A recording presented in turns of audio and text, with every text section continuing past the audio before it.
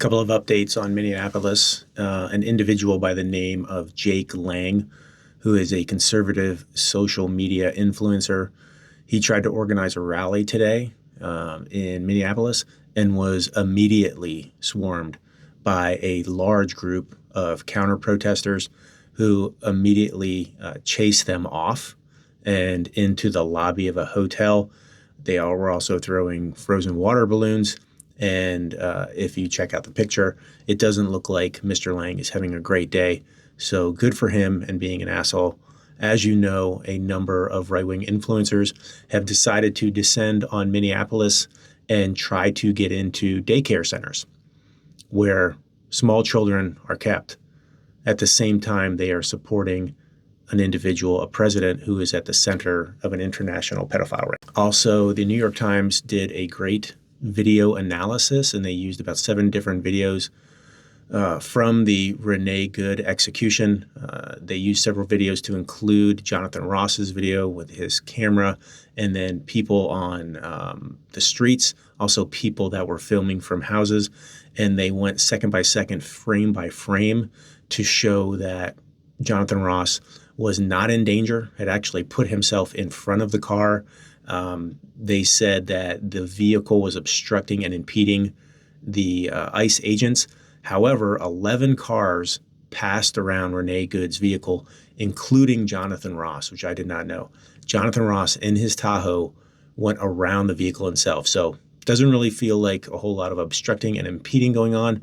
But during the video analysis, they showed that he switched his phone over to his left hand so that he could draw his weapon, that he was put himself originally in front of the car itself, which someone with all of this highly trained experience, as they keep telling us Jonathan Ross has, would not do that, and they are trained not to do that. And then he actually is to the side of the car.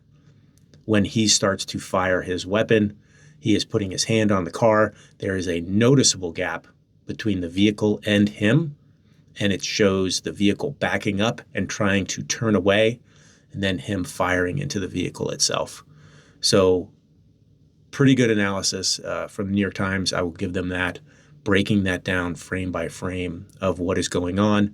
And then obviously he called her an insulting term after he killed her, went to the vehicle, and then told everybody to get out, like immediately started to get into his vehicle and left and rallied everybody up so that they could take off. He knew what he did.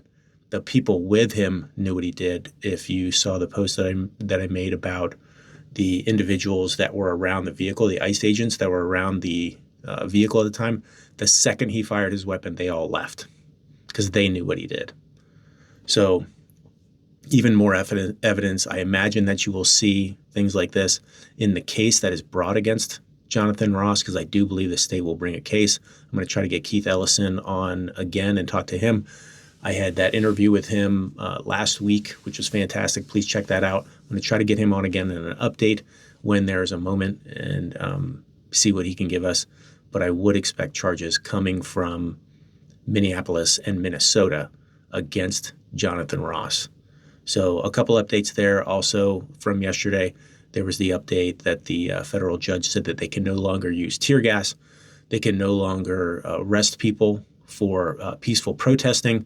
They can't arrest the vehicles that are just following them and warning others that they are on the way.